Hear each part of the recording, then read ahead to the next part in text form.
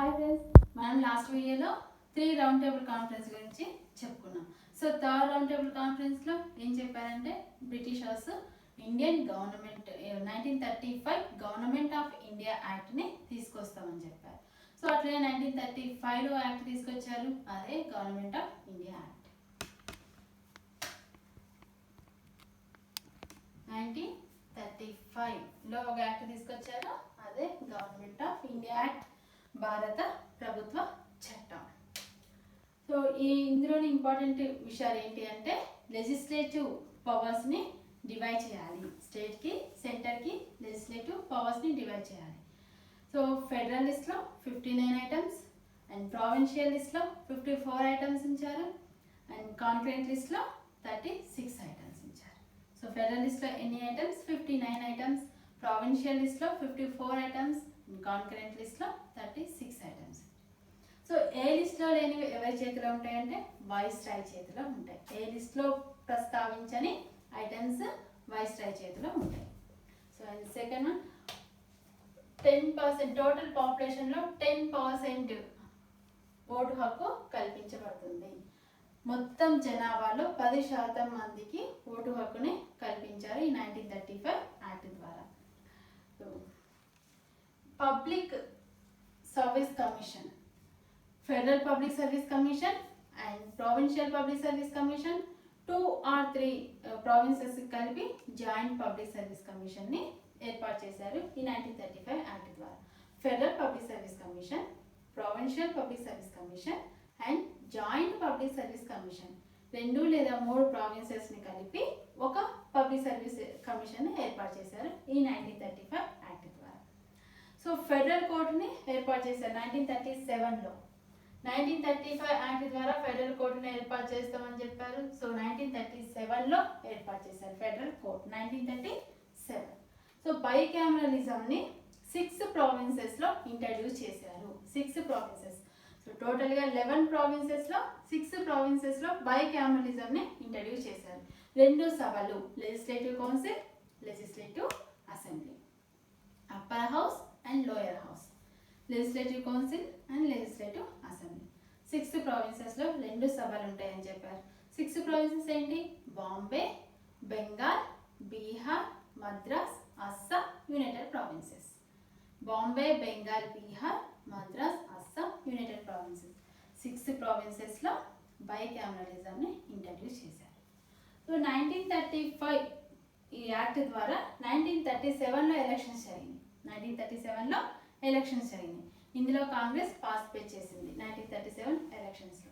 Congress manifesto ఏంటి అంటే political ప్రిజనర్స్ని release చేస్తాం, జెండర్ అండ్ క్యాస్ట్ డిస్క్రిమినేషన్ లేకుండా అందరికీ ఈక్వల్ రైట్స్ కల్పిస్తాం, అందరినీ ఈక్వల్గా చూస్తాం. సో లింగ కుల వివక్షత మేము చూపించాం అండ్ వాళ్ళు యూనియన్స్ని ఫామ్ చేసుకునేటువంటి రైట్స్ ఇస్తామని చెప్పారు. కానీ గాంధీ ఏ పొలిటికల్ మీటింగ్కి కూడా అటెండ్ అవ్వలేదు. సో కాంగ్రెస్కి మంచి మెజారిటీ వచ్చింది. సో కాంగ్రెస్ 28 months రూల్ చేసింది 1935 యాక్ట్ ద్వారా. 1935 గవర్నమెంట్ ఆఫ్ ఇండియా యాక్ట్ ద్వారా 1937లో ఎలక్షన్ జరిగింది. సో ఈ 1937లో 28 months రూల్ చేసింది Congress. 28 months. 1939 October 23rd 1939 October 23rd Congress working committee ద్వారా కమిటీ అయ్యి వాళ్ళు ఏం చెప్పారు అంటే మీటింగ్ కండక్ట్ చేసుకొని, Congress working committee meeting conduct చేసుకొని 1939 October 23rd రిజైన్ చేయాలని చెప్పారు. సో రిజైన్ చేశారు కాంగ్రెస్ లీడర్స్. ఎందుకు? 1935 యాక్ట్ ద్వారా 1937లో ఎలక్షన్ జరిగింది, 1939లో వాళ్ళు రిజైన్ చేశారు. ఎందుకంటే 1939 September 1st second world war start అయింది. సో మనల్ని సంప్రదించకుండానే వాళ్ళు బ్రిటిషర్స్ ఇండియన్స్ సెకండ్ వరల్డ్ వార్లో పార్టిసిపేట్ అవుతారు, సెకండ్ వరల్డ్ వార్లో ఉంటారు అని చెప్పారు. సో దాంతో మమ్మల్ని సంప్రదించకుండానే వీళ్ళు స్టేట్మెంట్ ఇస్తారా, మేము బ్రిటిషర్స్కి సపోర్ట్ చేయము ఈ వార్లో అని చెప్పి డిక్లేర్ చేసి దాంతో వీళ్ళు రిజైన్ చేయడం జరిగింది. సో కాంగ్రెస్ వాళ్ళు ఎప్పుడు రిజైన్ చేశారు అంటే 1939 October 23rd Congress working committee meeting పెట్టుకుని వాళ్ళు రిజైన్ చేశారు. 1939 1935 యాక్ట్ మీద నెహ్రూ ఏం డిక్లేర్ చేశారు అంటే దీని మీద భిన్న అభిప్రాయాలు కొంతమంది వ్యక్తం చేశారు. 1935 act, government of India act మీద నెహ్రూ ఏమన్నారంటే ఆ machine with strong brakes but no engine. And ఇంకొక వర్డ్ యూజ్ చేసిండు ఆయన అంటే చార్టర్ ఆఫ్ స్లేవ్. సో ఆయన చార్టర్ ఆఫ్ స్లేవ్స్ అనే దేన్ని అన్నాడు అంటే 1935 గవర్నమెంట్ ఆఫ్ ఇండియా యాక్ట్ని ఉద్దేశించి నెహ్రూ ఈ వర్డ్ని యూజ్ చేసిండు, ఈ స్టేట్మెంట్ ఇచ్చిండు Nehru. So charter of slaves and a mission with a strong brakes but no engine. And ఇంకా జిన్నా కూడా ఒక స్టేట్మెంట్ ఇచ్చింది 1935 గవర్నమెంట్ ఆఫ్ ఇండియా యాక్ట్ మీద. జిన్నా కూడా ఒక స్టేట్మెంట్ ఇచ్చిండు. జిన్నా ఏమన్నాడు అంటే thoroughly rotten fundamentally bad and totally unacceptable. ఇది జిన్నా ఇచ్చిన స్టేట్మెంట్. దేని మీద 1935 గవర్నమెంట్ ఆఫ్ ఇండియా యాక్ట్ మీద వీళ్ళు స్టేట్మెంట్ ఇచ్చారు. సో నెక్స్ట్ 1938, 1939 ఈ 2 years స్పెషల్ ఏంటి ఐఎన్సి సెషన్ 1938 అండ్ 1939. సో 2 yearsలో కూడా ఐఎన్సికి ప్రెసిడెంట్గా ఎవరున్నారు? ఐఎన్సికి ప్రెసిడెంట్గా 1938 అండ్ 1939 ఇండియన్ నేషనల్ కాంగ్రెస్కి ప్రెసిడెంట్గా సుభాష్ చంద్ర బోస్ దీనికి ప్రెసిడెంట్గా ఉన్నారు. 1938లో హరిపురాలో జరిగింది, 1939 త్రిపురిలో సెషన్ జరిగింది. ఈ రెండింటికి కూడా సుభాష్ చంద్రబోస్ ప్రెసిడెంట్గా ఉన్నారు, ఐఎన్సి ప్రెసిడెంట్. సో 1938 సెషన్ ఎక్కడ జరిగిందని చెప్పుకున్నాం, హరిపురా. ఐఎన్సి సెషన్ ఎక్కడ జరిగింది? హరిపురా ఎక్కడ లొకేట్ అయ్యింది? గుజరాత్. హరిపురా గుజరాత్లో లొకేట్ అయ్యింది. సో ఇది బార్దోలికి 13 kilometers దూరంలో ఉంది హరిపురా. సో గుజరాత్లో లొకేట్ అయ్యింది హరిపురా సెషన్. దీనికి సుభాష్ చంద్రబోస్ ప్రెసిడెంట్గా ఉన్నారని చెప్పుకున్నాం. ఇందులో వాళ్ళు తీసుకున్న రెజల్యూషన్ ఏంటంటే national planning committee, economic development అవ్వాలి అని చెప్పి ఈ సెషన్లో వాళ్ళు తీసుకుంది రెజల్యూషన్ నేషనల్ ప్లానింగ్ కమిటీ.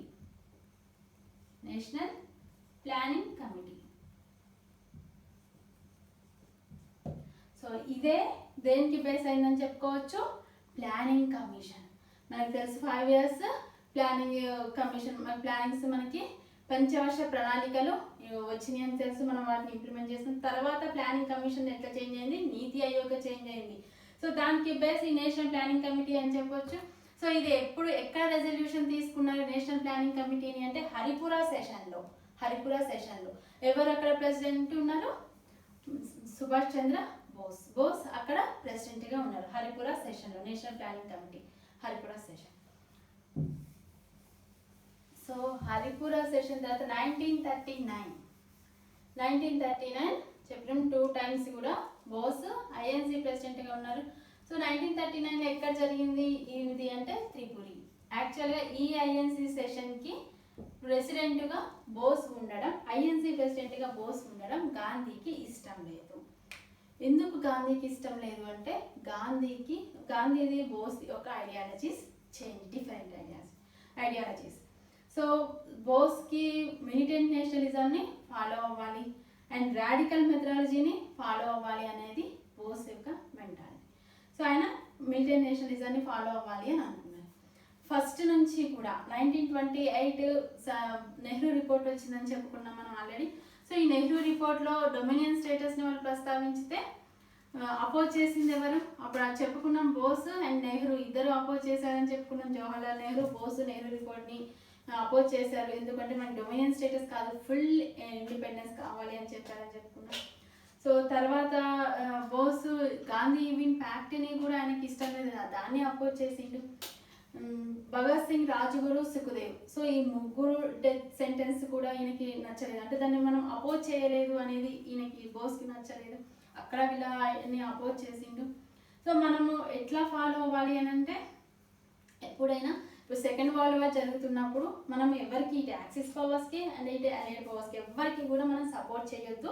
మనము టెర్రరిస్ట్గా మనము ఫైట్ చేద్దాము. మనం ఇదే టైంలో వాళ్ళకి 6 months టైం ఇద్దాము. సో మనం ఫైట్ చేద్దాము. వీళ్ళకి వెళ్ళి ఉండొద్దు, వాళ్ళకి వెళ్ళి ఉండొద్దు, ఇద్దరికి మనం సపోర్ట్ చేయొద్దు. కానీ ఇది మనకి కరెక్ట్ టైం. ఈ టైంలో మనము వాళ్ళ మీద ఫైట్ చేస్తే కంపల్సరీ వాళ్ళు మనకి ఇండిపెండెన్స్ ఇస్తారు. ఇది బోస్ మెంటాలిటీ.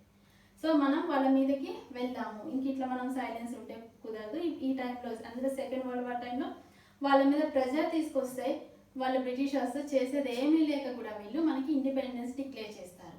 ఇది బోస్ ఇంకా కొంతమంది వాదన.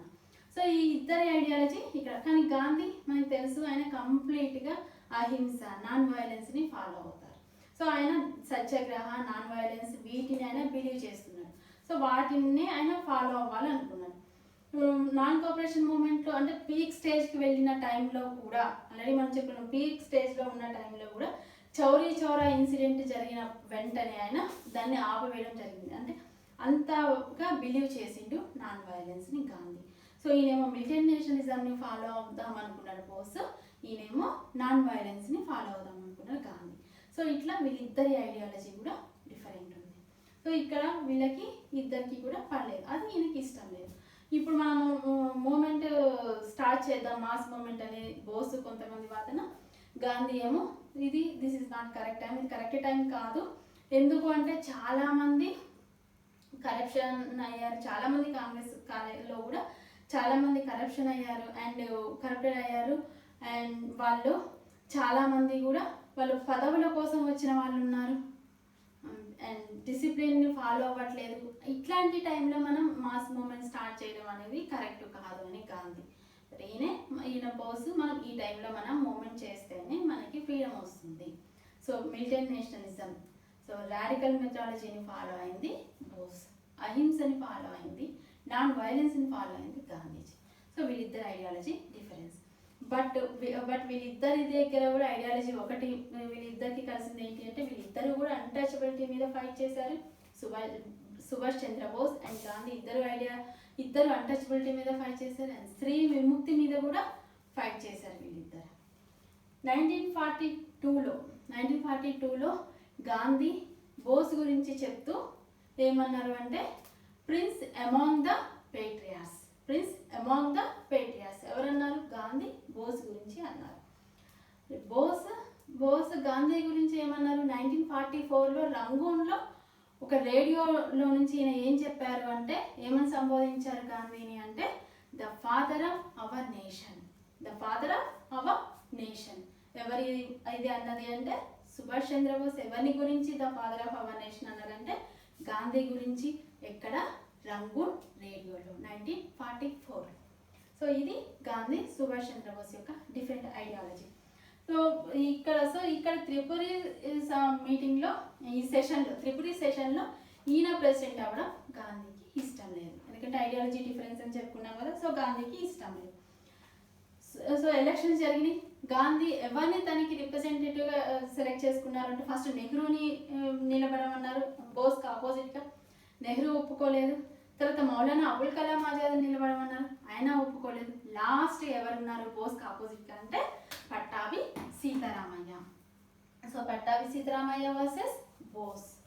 పట్టాభి సీతారామయ్యకి ఎన్ని వచ్చినాయి ఓట్లు అంటే 30-77. ఎవరికి?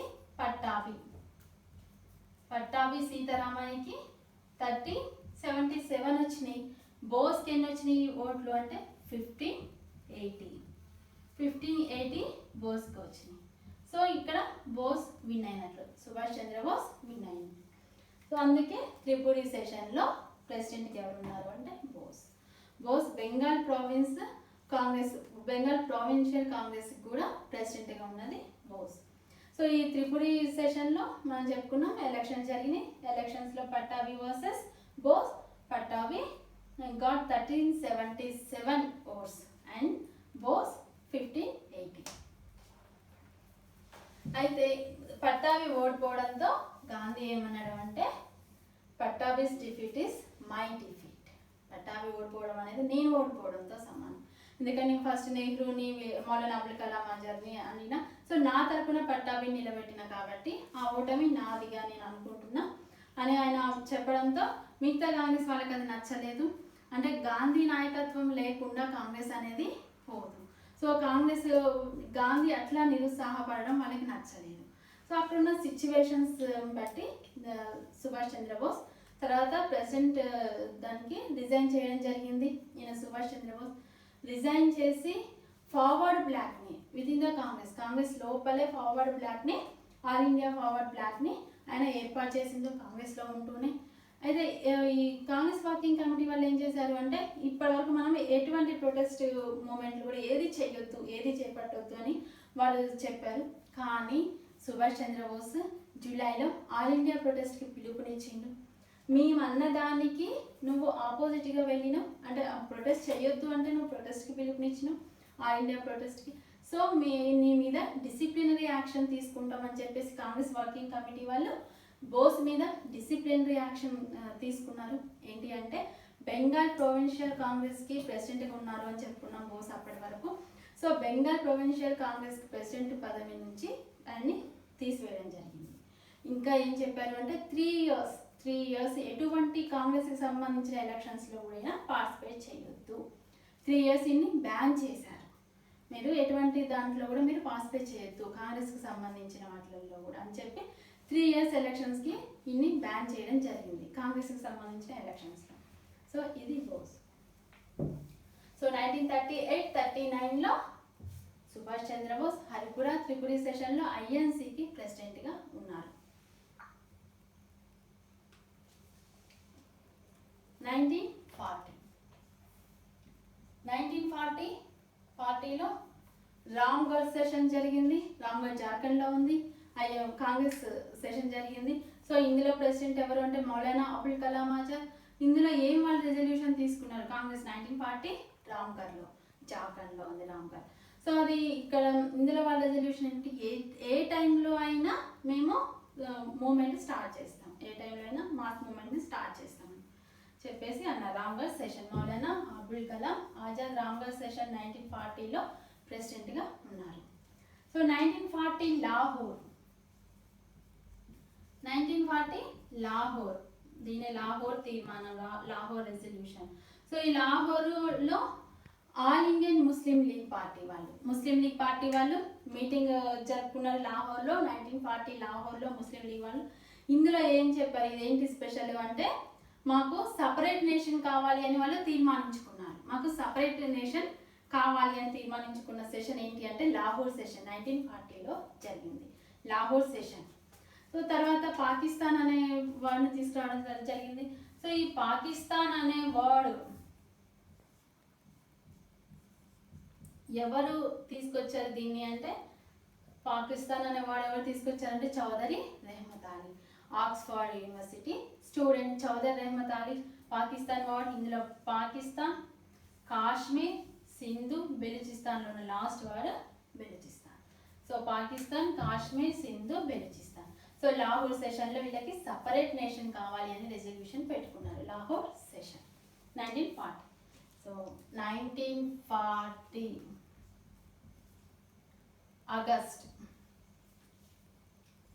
ఏం జరిగిందంటే ఆగస్ట్ ఆఫర్ అని దీన్ని పిలవడానికి రీజన్ ఏం లేదు. ఆగస్ట్లో జరగడం వల్ల దీన్ని ఆగస్ట్లో ఈయన డిక్లేర్ చేయడం వల్ల దీన్ని ఆగస్ట్ ఆఫర్ అన్నారు. So August offer 1940 August offer ఎవరు దీన్ని డిక్లేర్ చేసింది అంటే అప్పటి viceroy lord Linlithgow. So 1939 September 1st second world war start అయింది. So 1939 axis powers versus allied powers. So axis powers side ఎవరున్నారు అంటే జర్మనీ, ఇటలీ, జపాన్. అండ్ అలైడ్ పవర్స్ దగ్గర ఎవరున్నారు అటు సైడ్ కంట్రీస్ అంటే USA and France, Russia, Britain. ఇవి. సో 1939 to 1942 వరకు కూడా 1939 to 1942 వరకు కూడా ఈ యాక్సిస్ పవర్సే విన్ అవుతాయేమో అన్నట్లు ఉన్నాయి. అంటే అవే ముందంజలో ఉన్నాయి ఇవి యాక్సిస్ పవర్స్. సో కాబట్టి ఇండియన్స్ యొక్క సపోర్ట్ ఈ బ్రిటిష్ అవర్స్ కావాలి, ఇండియన్స్ యొక్క సపోర్ట్ వీళ్ళకి కావాలి. సో ఈ వీళ్ళేమో బ్రిటిషర్స్ ఇండియన్స్ ఏమనుకున్నారంటే అఫ్కోర్స్ గాంధీకి ఈ ఫాసిజం నాసిజం అంటే ఇష్టం లేదు. ఎందుకంటే వీళ్ళు కంప్లీట్గా వలసవాదం అంటే వాళ్ళు కంప్లీట్గా ఒక కంట్రీని వాళ్ళ మొత్తం కంట్రీస్ని వాళ్ళ ఆధీనంలోకి తెచ్చుకోవాలని వాళ్ళు ప్రయత్నిస్తున్నారు. కాబట్టి ఇది వాళ్ళకి ఫాసిజం మాసిజం మీద ఇష్టం లేదు. కానీ బ్రిటిషర్స్కి సపోర్ట్ చేద్దామంటే బ్రిటిషర్స్ ఆల్రెడీ బ్రిటిష్ చేతిలో మన కంట్రీ కల్నేల్ కంట్రీగానే ఉంది. సో మనం వాళ్ళకి ఎట్లా సపోర్ట్ చేస్తాం? ఒకవేళ సపోర్ట్ చేద్దాము అని అంటే దాని ఎయిమ్ ఏంటి, బ్రిటన్ అసలు ఈ వార్కి ఎందుకు చేస్తుంది అనేది మనకు చెప్పాలి. ఒకవేళ వాటిని ఆపడానిక జర్మనీ వాళ్ళని ఇటలీని వాటిని, బట్ ఆపడానికైతే ఆల్రెడీ మీరు మాకు ఫ్రీడమ్ ఇవ్వాలి కదా, సో మీరు చేస్తుంది అదే కదా. సో ఇట్లాంటి దాంట్లో కాన్ఫ్లిక్ట్గా మనం ఉన్నాం, వాళ్ళకి సపోర్ట్ చేద్దామా వద్దా అని. అయితే ఎవరు సిపిఐ పార్టీ మాత్రం వాళ్ళకి సపోర్ట్ ఇచ్చింది యాక్సిస్ పవర్స్కి. ఎందుకు అంటే అలైడ్ పవర్స్కి సపోర్ట్ ఇచ్చింది. ఎందుకు రష్యా అలైడ్ పవర్స్కి సపోర్ట్ ఇచ్చింది అంటే అక్కడ రష్యా ఉంది కాబట్టి. ఎందుకు మన సిపిఐ అక్కడ మన సిపిఐ వాళ్ళకి సపోర్ట్ ఇచ్చారు అంటే రష్యా ఉంది కాబట్టి. సో రష్యాలో పార్టీ వాళ్ళ ఐడియాలజీ ఇదే కాబట్టి వీళ్ళు మాత్రం మనకి సపోర్ట్ ఇవ్వడం జరిగింది. సో ఆగస్ట్ ఆఫర్ లార్డ్ ఇంగ్లీతుకు ఎందుకు ఈ ఆఫర్ తీసుకొచ్చారు అంటే మనం వార్లో సెకండ్ వరల్డ్ వార్లో బ్రిటిషర్స్కి హెల్ప్ చేయడానికి, సపోర్ట్ చేయడానికి. సో ఈ ఆగస్ట్ ఆఫర్లో వాళ్ళు ప్రకటించింది ఏంటంటే వైస్రాయ్స్ ఎగ్జిక్యూటివ్ కౌన్సిల్ని ఎక్స్పాండ్ చేస్తాం. వైస్రాయ్స్ ఎగ్జిక్యూటివ్ కౌన్సిల్ని ఎక్స్పాండ్ చేస్తాం. అందులో ఇండియన్స్కి ఎక్కువ ఇండియన్స్ ఉండేటట్లు చూస్తాం. అండ్ 1935 యాక్ట్లో చేంజెస్ తీసుకొస్తాం. అండ్ కాన్స్టిట్యూయెంట్ అసెంబ్లీని ఫామ్ చేసుకోవచ్చు. తర్వాత మీరు వార్ తర్వాత మీరు కాన్స్టిట్యూషన్ని ఫ్రేమ్ చేసుకోవచ్చు అని చెప్పారు. నెక్స్ట్ డొమినియన్ స్టేటస్ని ఇస్తామని చెప్పారు. సో నెహ్రూ ఏమన్నాడు అంటే డొమినియన్ స్టేటస్ ఇస్తామని చెప్పగానే ఆగస్ట్ ఆఫర్ మీద నెహ్రూ ఏమని చెప్పిండు అంటే dominion status concept is dead as a door nail. ఆయన ఏమన్నారు దీని మీద ఆగస్ట్ ఆఫర్ మీద 1940 ఆగస్ట్ ఆఫర్ మీద dominion status concept is dead as a door nail. ఇది అన్నది ఎవరు? నెహ్రూ. దేని మీద? ఈ ఆగస్ట్ ఆఫర్ మీద, 1940 ఆగస్ట్ ఆఫర్ మీద. సో 1940 ఆగస్ట్ ఆఫర్ ఫెయిల్ అవడంతో ముస్లిం లీగ్ ఎట్లాగో ఒప్పుకోదు. ఎందుకు అంటే వాళ్ళు సపరేట్ నేషనే మాకు కావాలి అని అన్నారు కాబట్టి వాళ్ళు ఒప్పుకోలేదు. సో ఈ ఆగస్ట్ ఆఫర్ తర్వాత ఇది ఫెయిల్ అయిన తర్వాత 1940 ఎండింగ్లో అంటే గాంధీకి చెప్పారు మనం మూమెంట్ స్టార్ట్ చేసే టైం వచ్చింది. కానీ గాంధీ ఇది కాదు, మనం మూమెంట్ స్టార్ట్ చేయడం, మాస్ మూమెంట్ స్టార్ట్ చేయడం కంటే ముందు ఇండివిజువల్గా సత్యాగ్రహీస్ని పెడదాము. సో వాళ్ళు ప్రచారం చేసుకుంటూ వస్తారు. ఏంటి వాళ్ళ ఎయిమ్ ఏంటి? ఇండివిజువల్ సత్యాగ్రహీస్ ఎయిమ్ ఏంటి అంటే నేషనలిస్ట్ పేషెన్స్ అనేది వాళ్ళ వీక్నెస్ కాదు. వాళ్ళ పేషెన్స్ ఇట్లా ఉండడం అనేది, వాళ్ళ ఓపికగా ఉండడం అనేది వాళ్ళ వీక్నెస్ కాదు, అది వాళ్ళ బలహీనత కాదు. సో వాళ్ళ ఎయిమ్ ఏంటి అంటే ప్రతి చోట వాళ్ళు అంటే మార్చ్ చేస్తారు ఢిల్లీ వరకు, వెళ్తూ వెళ్తూ ప్రతి చోట వాళ్ళు మాకు ఫ్రీడమ్ ఆఫ్ స్పీచ్ కావాలి, freedom of speech and freedom of press and మా వ్యూస్ని మాకు ఎక్స్ప్రెస్ చేసుకునేటువంటి రైట్స్ మాకు ఉండాలి, యూనియన్స్ని ఫామ్ చేసుకునేటువంటి రైట్ మాకు ఉండాలి. సో రైట్స్ ఇవన్నీ కూడా వాళ్ళు ప్రచారం చేసుకుంటూ సత్యాగ్రహీస్, ఇండివిజువల్ సత్యాగ్రహీస్ ప్రచారం చేసుకుంటూ ఢిల్లీ వరకు వెళ్తారు. అందుకే దీన్ని ఢిల్లీ చలో మూమెంట్ అని కూడా అంటారు. సో ఇండివిజువల్ సత్యాగ్రహీస్ 1948 నుంచి 1941 వరకు జరిగింది. సో ఇండివిజువల్ సత్యాగ్రహీస్లో ఫస్ట్ ఎవరిని ఆయన సెలెక్ట్ చేసుకున్నాడు గాంధీ? ఇండివిజువల్ సత్యాగ్రహిగా ఎవరిని సెలెక్ట్ చేసుకున్నాడు అంటే ఆచార్య వినోబా భావే. మనకి గుర్తొస్తుంది ఆచార్య వినోబా భావే అంటే ఏంటి అంటే భూదాన్ మూమెంట్ని స్టార్ట్ చేసిన వాళ్ళు ఎవరు? ఆచార్య Vinoba Bhave, Bhoodan moment. So first సత్యాగ్రహి ఆచార్య వినోబా భావే, నెక్స్ట్ నెహ్రూ, నెక్స్ట్ సత్యాగ్రహి ఎవరంటే నెహ్రూ. ఆంధ్రాలో ఇండివిజువల్ సత్యాగ్రహిగా ఉన్నది ఎవరు అంటే వావిలాల గోపాలకృష్ణయ్య, వావిలాల గోపాలకృష్ణయ్య. సో మే 1941 వరకు 25,000 సత్యాగ్రహీస్ అయ్యారు, మే 1941 వరకు. సో ఇది ఇండివిజువల్ సత్యాగ్రహీస్, ఇండివిజువల్ సత్యాగ్రహ సక్సెస్ అయింది. సో 1941 డిసెంబర్లో కాంగ్రెస్ మీటింగ్ పెట్టుకుంది. అంటే మనము సెకండ్ వరల్డ్ వార్లో సపోర్ట్ చేయాలా వద్దా అని. సో సపోర్ట్ చేయొద్దు అని. సో ఈ మీటింగ్లో 1941 డిసెంబర్లో కాంగ్రెస్ మీటింగ్లో గాంధీ తన వారసుడిగా ఎవరిని ప్రకటించారు? నెహ్రూని. గాంధీ నెహ్రూని తన వారసుడిగా ప్రకటించారు. రాజ్మోహన్ గాంధీ ఒక బుక్ రాశారు, ఏంటి అంటే the good boat man. Rajmohan Gandhi book the good boat man. So ఈ బుక్లో గాంధీ తన రిప్రజెంటేటివ్గా ఎవరిని ప్రిఫర్ చేశారు అంటే నెహ్రూని. గాంధీ తన రిప్రజెంటేటివ్గా నెహ్రూని ప్రిఫర్ చేశారు అని బుక్లో రాశారు. రాజ్మోహన్ గాంధీ బుక్లో రాశారు ద గుడ్ బోట్మ్యాన్ అనే బుక్లో రాశారు the good boatman. So okay, ఇప్పుడు 1942లో Cripps mission. 1942 Cripps mission. So britishers మళ్ళీ ఒక మిషన్ని మన దగ్గరికి పంపించారు, అదే క్రిప్స్ మిషన్. 1942 మార్చిలో వచ్చింది క్రిప్స్ మిషన్. సో ఎందుకు ఇది వచ్చింది అంటే అప్పటికి మనం అనుకున్నాం 1939 to 1942 వరకు యాక్సిస్ పవర్సే ముందంజలో ఉన్నాయి, అవే విన్ అవుతాయేమో అని అన్నట్లు ఉన్నాయి. సో అప్పుడు యుఎస్ఏ ఆల్రెడీ జపాన్ చిన్న బర్మా మలయాల్ని ఆక్యుపై చేసింది. సో అది ఇండియాకి కూడా ఇండియాని కూడా అటాక్ చేస్తుందేమో, ఆల్రెడీ బర్మా వరకు వచ్చింది. సో మన ఇండియాని కూడా అటాక్ చేస్తుందేమో అని ఉంది. అదే టైంలో ఎందుకు ఇండియాని అటాక్ చేస్తుందంటే అది బ్రిటిష్ యొక్క కాలనియల్ కంట్రీ కాబట్టి మన ఇండియా. సో మన ఇండియా మీదకి వస్తుందేమో అని ఉంది. అందులో వాళ్ళు ఓడిపోతారేమో అన్నది యాక్సిస్ పవర్స్లో ఉంది. సో కాబట్టి యుఎస్ఏ, ఫ్రాన్స్, రష్యా వీళ్ళు ఏం చేశారు, చర్చిల్ మీద ప్రెజర్ తీసుకొచ్చారు. ఇండియన్స్ యొక్క సపోర్ట్ మనకు కంపల్సరీ అవసరం కావాలి మనకి, కాబట్టి ఇండియన్స్ ఇందులో పార్టిసిపేట్ చేసేటట్లు అంటే ఇందులో మనకు సపోర్ట్ చేసేటట్లు చేయాలి అని చెప్పి వాళ్ళ ప్రెజర్ చర్చిల్ మీద పడింది. సో ఒక మిషన్ని పంపించారు, అదే Cripps mission. Sir Stafford Cripps దీనికి హెడ్ ఉన్నారు. ఈ sir Stafford Cripps British war కౌన్సిల్లో member sir Stafford Cripps. So ఇతను తీసుకొచ్చిన ఆఫర్ ఏంటి, ఇతను తీసుకొచ్చిన ఆఫర్లో కూడా మనకి డొమినియన్ స్టేటస్ ఇస్తాం, యుద్ధం తర్వాత డొమినియన్ స్టేటస్ ఇస్తామని చెప్పారు. నెక్స్ట్ కామన్వెల్త్లో మనం ఫ్రీగా పార్టిసిపేట్ చేయొచ్చు. And international organisation, united nations and any other international ఆర్గనైజేషన్స్లో కూడా మనం ఫ్రీగా పార్టిసిపేట్ చేయొచ్చు అని చెప్పారు. నెక్స్ట్ కాన్స్టిట్యూషన్ని మీరు యుద్ధం తర్వాత మీరు కాన్స్టిట్యూషన్ని ఫ్రేమ్ చేసుకోవచ్చు.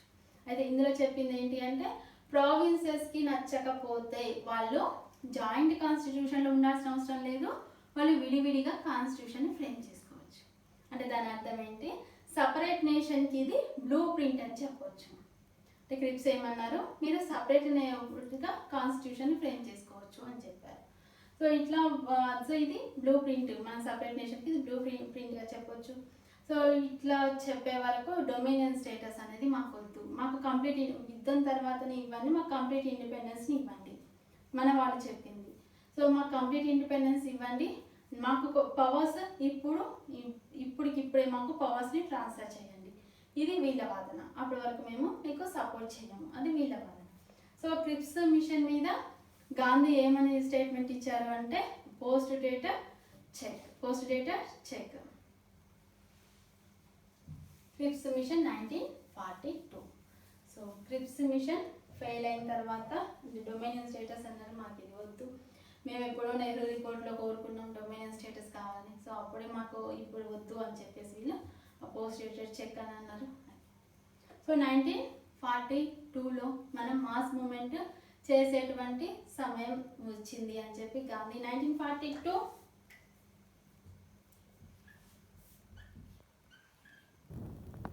ఆగస్ట్ 8న గవాలియా ట్యాంక్, బాంబేలోని గవాలియా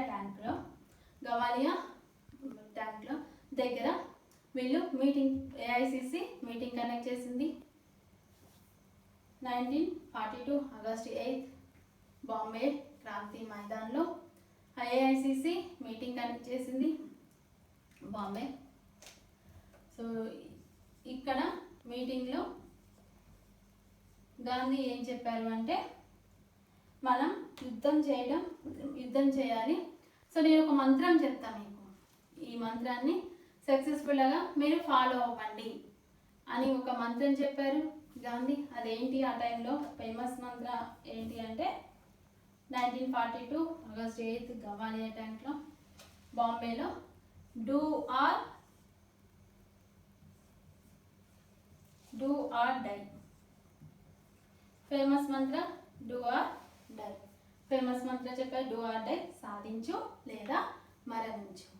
సో మనకి డూ ఆర్ డై అని ఎప్పుడు అన్నారు గాంధీ అనేది వస్తుంది. సో 1942 ఆగస్ట్ 8న ఈ మంత్రాన్ని చెప్పడం, ఈ వర్డ్ని చెప్పడం జరిగింది Gandhi. So do or die ఈ మీటింగ్ చెప్పింది అయితే ఈయన ఈ మీటింగ్లో కొన్ని ఏం చెప్పారు అంటే మనం ఈసారి మూమెంట్ స్టార్ట్ చేద్దాం. మూమెంట్లో ఎప్పుడు కూడా మనం మూమెంట్ స్టార్ట్ చేసినప్పుడు నాన్ కోఆపరేషన్ మూమెంట్ అయినా సివిల్ డిసోబీడియన్స్ మూమెంట్ అయినా వాళ్ళు గవర్నమెంట్ ఎంప్లాయీస్ వాళ్ళు రిజైన్ చేస్తారు. బట్ ఈ మూమెంట్లో మనం రిజైన్ చేయొద్దు. గవర్నమెంట్ ఎంప్లాయీస్ ఎవరు రిజైన్ చేయాల్సిన అవసరం లేదు. వాళ్ళు బ్రిటిషర్స్ తెచ్చే పాలసీస్కి ఆపోజిట్గా ఉండాలి, ఇండియన్స్కి సపోర్ట్ చేయాలి. వాళ్ళు బ్రిటిష్ పాలసీస్ తెస్తాయి కదా, వాళ్ళకి ఆపోజిట్గా ఉండాలి. సో మన ఎంప్లాయీస్ ఎవరు రిజైన్ చేయొద్దు. సోల్జర్స్ ఆర్మీ వాళ్ళు కూడా రిజైన్ చేయొద్దు. వాళ్ళు మన వాళ్ళు ఫైట్ చేస్తుంటారు కదా మూమెంట్లో. సో మన వాళ్ళని వాళ్ళు ప్రొటెక్ట్ చేసుకోవాలి. అంటే అక్కడ వాళ్ళ మీద మనం కాల్పులు జరపవద్దు, మన వాళ్ళ మీదనే మనం కాల్పులు జరపవద్దు. ఆల్రెడీ అప్పుడు గహర్వాల్ వాళ్ళ మీద అంటే ఖాన్ అబ్దుల్ గఫార్ ఖాన్ లీడర్గా ఉన్నప్పుడు వాళ్ళు గహర్వాల్ సైనికుల మీద కూడా అక్కడ ఉన్న ప్రజల మీద జరపమంటే సైనికులు అబ్జెక్షన్ చెప్పారు.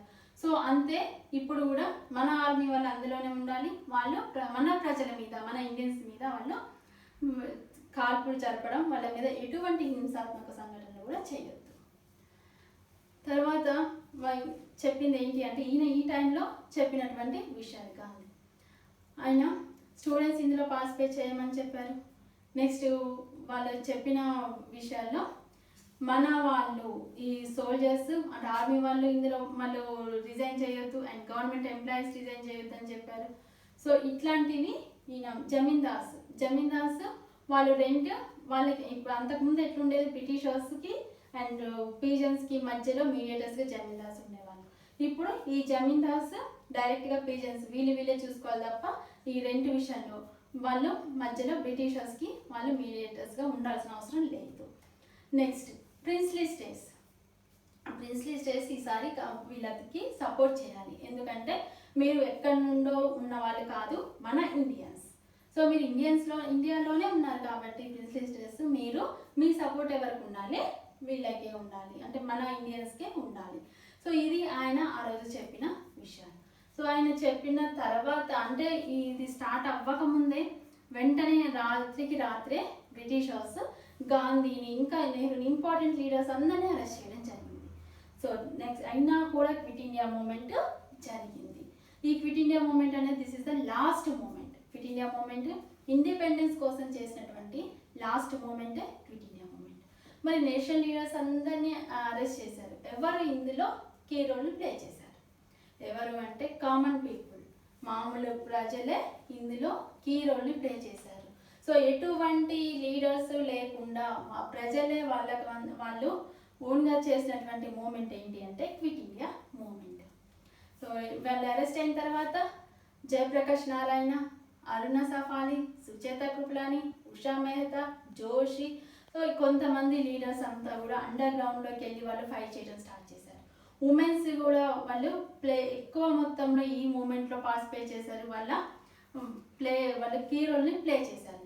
ఉషా మెహతా రేడియో కార్యక్రమాల ద్వారా ఆమె అండర్ గ్రౌండ్లో ఉండి రేడియో కార్యక్రమాలు నడిపింది. సో నేషనలిస్ట్ వాళ్ళు జాతీయవాద చాలామంది కూడా ఆ రేడియో ద్వారా వాళ్ళు జాతీయ గీతాలు పాడడం, ప్రజలను ఉత్తేజపరచడం ఆ రేడియో ద్వారా చేశారు. వాళ్ళు జాతీయ గీతాలు, జాతీయ భావం అనేది వాళ్ళు చేశారు ఆ టైంలో.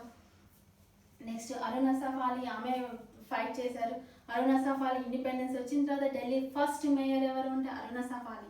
సో ఈమె ఆ టైంలో హీరోని ప్లే చేశారు. సో గవర్నమెంట్ ఈ టైంలో police lathi charge, tear gas, so అట్లా మొత్తం చాలా క్రూయల్గా యాక్షన్స్ తీసుకుంది గవర్నమెంట్ బ్రిటిషర్స్. అయినా కూడా వీళ్ళు ఫైట్ చేయడం జరిగింది. సో ప్యారలల్ గవర్నమెంట్ని కూడా వీళ్ళు రన్ చేశారు ఆ టైంలో. ప్యారలల్ గవర్నమెంట్ యూపీలోని బల్దియాలో చిట్టు పాండే అనే అతను ఆయన ఓన్గా గవర్నమెంట్ని రన్ చేసిండు. అండ్ బెంగాల్ మిడ్నాపూర్ డిస్టిక్లో తమ్లుక్లో ప్యారలల్ గవర్నమెంట్ని రన్ చేశారు. అండ్ ప్రతి circle was organised by Y V Chavan. So ఇట్లా ప్రతి దాంట్లో కూడా అంటే ప్యారలల్ గవర్నమెంట్ కూడా ఈ టైంలో రన్ అయింది. క్విట్ ఇండియా మూమెంట్లోనే ప్యారలల్ గవర్నమెంట్ని రన్ చేశారు. సో ఇట్లా క్విట్ ఇండియా మూమెంట్ని చాలా సక్సెస్ఫుల్గా కామన్ పీపులే చేయడం జరిగింది. సో చాలా ఉధృతంగా స్టూడెంట్స్ పార్టిసిపేట్ చేశారు, ఉమెన్స్ పార్టిసిపేట్ చేశారు. సో ప్రతి ఒక్కళ్ళు కూడా ఇందులో పార్టిసిపేట్ చేసి దీన్ని సక్సెస్ చేశారు. క్విట్ ఇండియా మూమెంట్ అంటే ప్రతి ఒక్కళ్ళు పార్టిసిపేట్ చేశారు. దీన్ని అణచడానికి క్రూయల్ యాక్షన్స్ తీసుకున్నారు britishers. So 1942 quit India movement, this is the last movement. For independence. Okay, so quit India 1944లో గాంధీని రిలీజ్ చేశారు. గాంధీని అరెస్ట్ చేశారనుకున్నాం కదా 42లో, సో 44లో రిలీజ్ చేశారు. సో నెక్స్ట్ మనం వేరే టాపిక్